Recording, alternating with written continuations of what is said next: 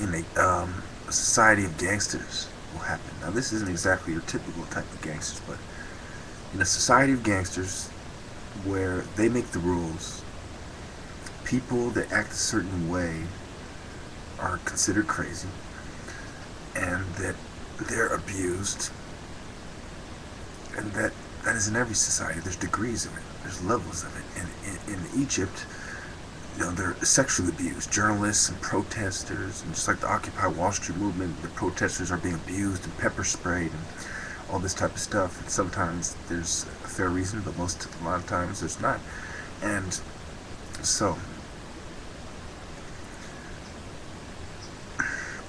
her name was Mona Eltahawy or something like that. Okay, I'm gonna pronounce it, but I'm sure you'll read about it in the news and they'll pronounce it correctly for you. But I had to get on it quickly, and I can't really touch on much more than that. Than I demanded an investigation to all abusive protesters and journalists, and that women consider carefully before they become a journalist or go to a protester, especially attractive women.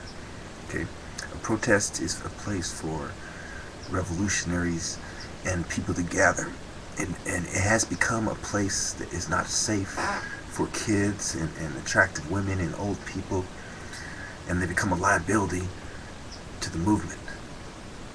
So, as I see things starting to escalate between protesters and police, that's, I think, the angle they should take. As far as should you make a deal with, the city like LA and San Francisco, and what my advice on that would be, I don't represent the Occupy Wall Street movement or anything like that, but my advice on the situation would be that you don't negotiate with the government.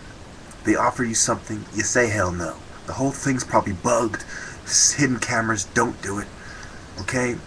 Or they might even put you in a place where there's things in the air, chemicals in the air that make you sick and stuff like that. So you don't want to trust the Trojan horse.